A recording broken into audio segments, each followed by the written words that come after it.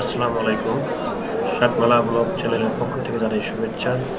আজ আপনাদের দেখাবো নারায়ণগঞ্জ জেলার শীতলক্ষ্যা নদীর পাড়ে নারায়ণগঞ্জ লঞ্চ টার্মিনাল ঘাট ও বন্দর ঘাট পারাপার কিছু দৃশ্য। এই দুই ঘাটে প্রতিদিন অসংখ্য মানুষ প্রয়োজনের তাগিদে নৌকা দিয়ে আসা যাওয়া করেন। বিশেষ করে নারায়ণগঞ্জ শহরের ঘাটটিতে সবসময় লোকসমাগম লেগেই থাকে। এই ঘাটে কোনো ব্রিজ না থাকায় ঘাট ইজারাদারদের কাঠের নৌকা দিয়ে দুই পারের মানুষজন যাতায়াত করেন। এখানে ঘাট পারাপারের জন্য জনপ্রতি মাত্র 2 টাকা দিয়ে নৌকায় উঠতে হয়।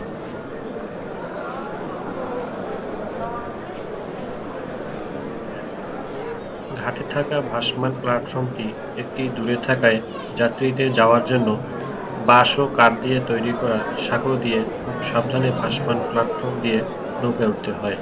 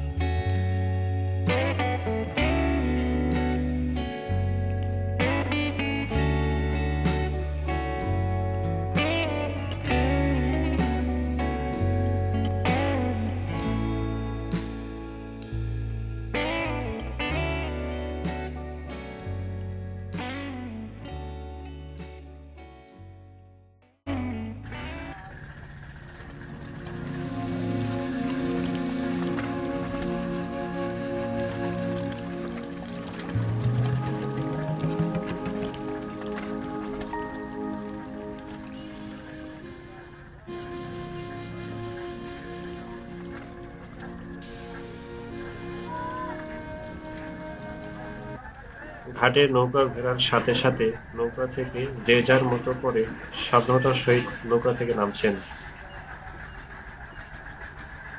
এই ধরনের নৌকা ঘাটে সাধারণত বয়স্ক ও অসুস্থ লোকদের জন্য নৌকায় ওঠানামা করা বেশ কষ্টকর হয়।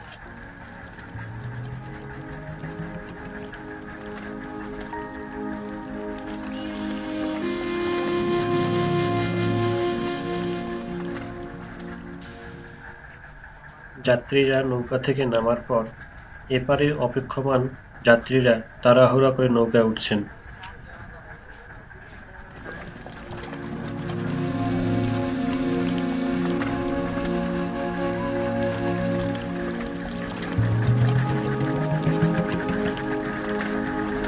ঘাটে অবস্থানরত নৌকাগুলি আকারে ছোট হলেও প্রতি ট্রিপে ভরপুর যাত্রী নিয়ে ঘাট পারাপার করেন। এই ঘাট দিয়ে প্রতিদিন অসংখ্য মানুষ চাকরি, ব্যবসা, কেনাকাটা, চিকিৎসা ইত্যাদি বিভিন্ন উদ্দেশ্যে পারাপার যাওয়া আসা করেন।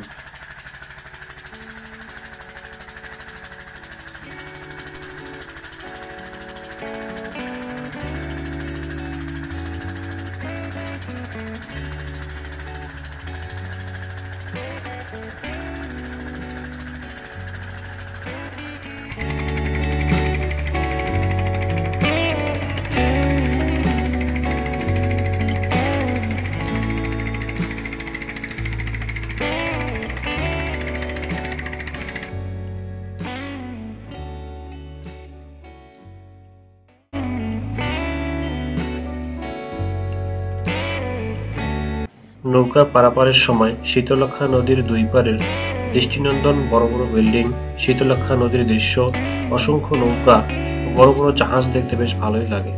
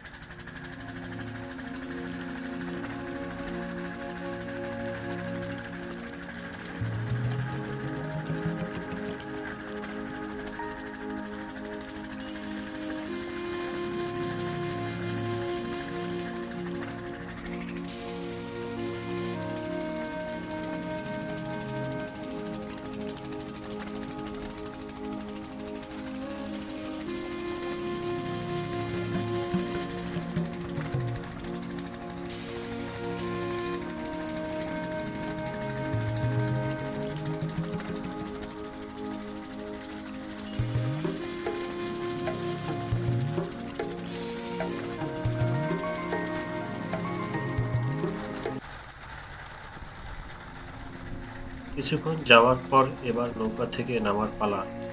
নৌকা ঘাটে ভেড়ার সাথে সাথে এপারের ঘাটেও দেখা যায় একই অবস্থা।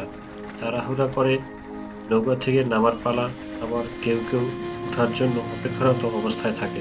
এভাবে প্রতিদিন হাজার হাজার মানুষ এই দুই ঘাট দিয়ে শীতলক্ষ্যা নদী পারাপার করে থাকেন।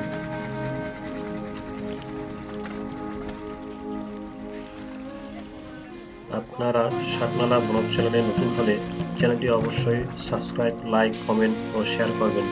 দেখা হবে নতুন কোনো এক পর্বে। আসসালামু আলাইকুম।